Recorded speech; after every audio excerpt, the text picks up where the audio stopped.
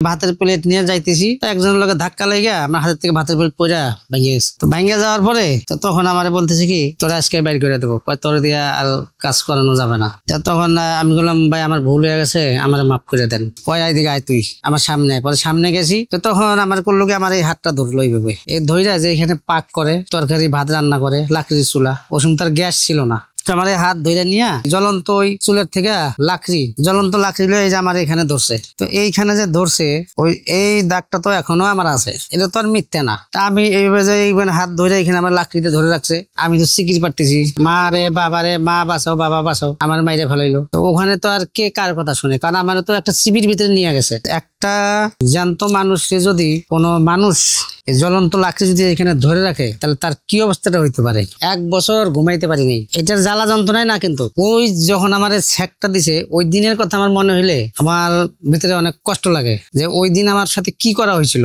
এই লাইনে আসার অনেক ইতিহাস আছে, অনেক কাহিনী আছে। একটা মানুষ তো ঢাকা শহরে আসে তার কোনো পরিকল্পনা থাকে, কেউ পরিবার বাঁচানোর জন্য আসে, আর কেউ হয়তো শিল্পপতি হওয়ার জন্য আসে, বা কেউ লেখাপড়ার জন্য আসে। আমি আসছি হলো আমার সংসার হলো দরিদ্র ঘরের সন্তান। আমি আমার সংসারটা যাতে আমি বাঁচাইতে পারি, আমার ফ্যামিলিকে বাঁচাইতে পারি, যাতে দুটো ডাল ভাত খেয়ে আমি নিজেও বাঁচতে পারি এবং তাদেরকেও বাঁচাইতে পারি। ওই কারণে আমি হলো ঢাকা শহরে আসছি। আমরা 4 ভাই, আমি হলাম 2 নম্বর, আমার বড় একজন আছে, আমার ছোট আছে 2 জন। পরিবারে চালানোর মতন আমার বাবার কোনো অ্যাবিলিটি নেই যে আমাদেরকে চালাবে, 2টা ডাল ভাত খাওয়াবে।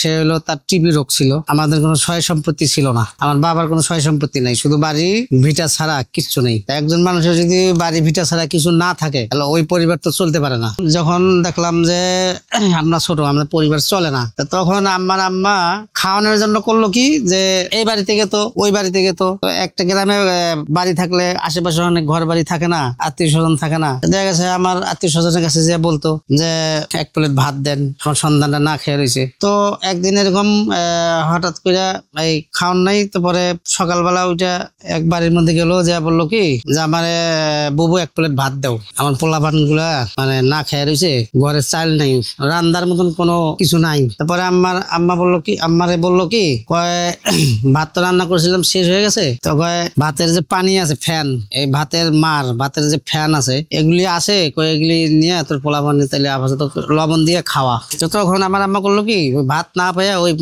ওই ভাতের ফ্যানে নিয়ে আসছে, ওই ভাতের ফ্যান আইনা লবণ দিয়ে আমি 4 বাইরে খাওয়াইছে। সকালে ওইটা খাইয়া দুপুরে আর কি খাবো, দুপুরে তো আর খাওয়ানোর কিছু নাই। তারপরে যে একদিন ওই 1 প্লেট ভাত দিল আরেক বাড়ির থেকে, 1 প্লেট ভাত দিল, দেওয়ার পরে তখন ওই 1 প্লেট ভাত আমরা সবাই মিলে খাইলাম। ওই 1 প্লেট ভাত কিভাবে খাইলাম, 1 প্লেট ভাত আর কতটুকু হইতে পারে তা আপনি বোঝেনি। 1 প্লেট ভাত কিন্তু একজন মানুষের খাওয়ানো না, একজন মানুষের খাওয়ানো কিন্তু না। তো 1 প্লেট ভাত দেখা গেছে যে একটু করে আমার 2 জনা খাওয়াইছে, আমার ছোট ভাই 2টারে খাওয়াইছে, আমার বড় ভাই খাইছে, আমার আব্বাও খাইছে, মানে এক নলা করে আর কি সবাই খেয়ে পানি খেয়ে আমরা রাত কাটাইছি। আমার আম্মা আবার মানুষের বাসায় কাজ করতো 1 কেজি গমের জন্য, যাতে 1 কেজি আধা কেজি গম দিত, ওই গম আইনা ছাতু বানাইতো, ওই ছাতু বানায় ওই ছাতু মানে লবণ দিয়ে গুলে মানে আমরা খাইতাম, এই খাইয়া আমরা দিন কাটাইতাম। তা এরপরে দেখা গেছে যে আমরা করতো কি 20 পয়সা 30 পয়সা দিয়ে আলু কিনে আনতো 1 কেজি। তো ওই আলু কিনে আইনা ওই আলু সিদ্ধ করে লবণ দিয়ে আমরা খাইয়াও দিন কাটাইছি। আমি ছোটবেলা থেকে একটু চালাক ছিলাম আর কি। তখন আমি নিজে চিন্তা করলাম কি যে আমার একটা কিছু করতে হবে।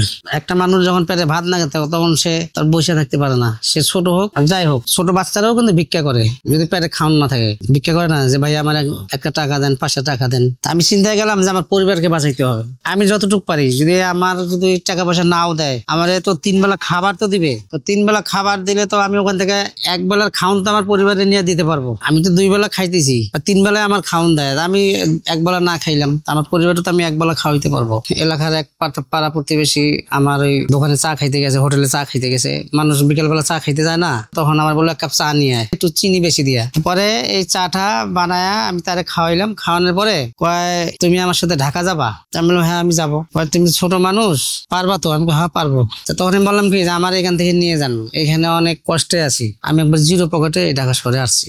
আসার পরে ওখানে যখন গেলাম, যে মামা আমার নিয়ে আসছিল আর কি, তো ওখানে নেওয়ার পরে উনি তো কোম্পানিতে চাকরি করতে হবে, তো ওই কোম্পানির ওখানে নিয়ে যাওয়ার পরে তখন ওই কোম্পানিতে তার লোক লাগে না। তখন আমার মামাই বললো কি যে তুমি এক কাজ করো, এখানে তো কোনো খালি নাই, তোমার কোন কাজে দেই? তো আমি দেখি যে কোম্পানির ম্যানেজারের বইলা তোমার একটা কাজ দেওয়া যায় কিনা। আমি 2 দিন বসে এমনি আর কি, আমি 2-3 দিন বসে এমনি খাইলাম। তারপরে ওই আমার মামাই বললো কি বাবুর্চি নাই, কয় তাহলে তুমি বাবুর্চি কাম করো। পরে করলাম কি, আমার বাবুর্চি কামে দিল। এই বাবুর্চি কামে দিল, আমি তো ভাতও পাক করতে পারি না, তরকারিও পাক করতে পারি না। আলু ভর্তা সবাই করতে পারে কম বেশি, ওরা যে কোনো মানুষই করতে পারে, যে ওইটাই করা পারতাম। তো এই যে এইভাবে আর কি মনে করেন যে ঢাকা শহরে আইসা এই পর্যন্ত ই করলাম। মূলত আমি একজন বেকুর হাইড্রোলিক মেকানিক, যত বেকু আছে এগুলির কাজ করি আমি। বেকুর হলো পাম্পের কাজ করি, ফাইনাল ড্রামের মোটরের কাজ করি, সুইং মোটরের কাজ করি। 35 বছর ধরে আমি এই কাজই করতেছি। কিছু একটা করতে গেলে আমার মানুষের মন জয় করতে হবে। তো একজন মানুষের মন যদি জয় করতে পারি তাহলে সে অটোমেটিক আমার এসে দেখবে।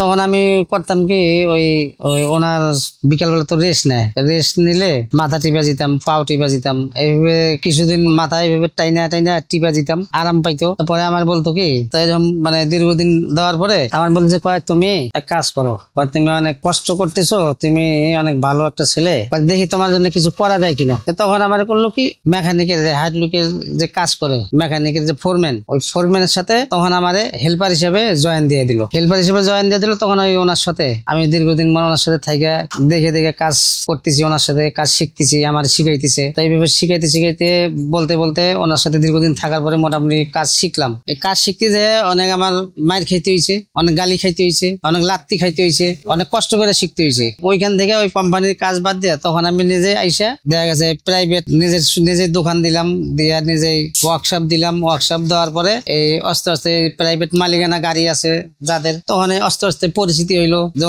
ভালো একটা মেকানিক আছে, ওনার দেওয়া কাজ করলে ভালো, উনি কাজ করে ভালো। এইভাবে আর কি পুরা আস্তে আস্তে আস্তে আস্তে আর কি এই সারা বাংলাদেশ মোটামুটি এক নামে আমার চিনলো। এই চিনার পরে দেখা গেছে কি যে আমার ভালো ইনকাম, ম্যাক্সিমাম মাসে 4 লক্ষ টাকা উপরে ইনকাম। 4 লক্ষ টাকার পরে ইনকাম। আমার স্টাফ, আমি আমার কর্মচারী রাখছি, স্টাফ রাখছি প্রায় 12 জন 13 জন, ওদেরকে আমি খাটাই। আমি শুধু ডিরেকশন দেই, এটা এইভাবে না, এইভাবে না, এইভাবে করো।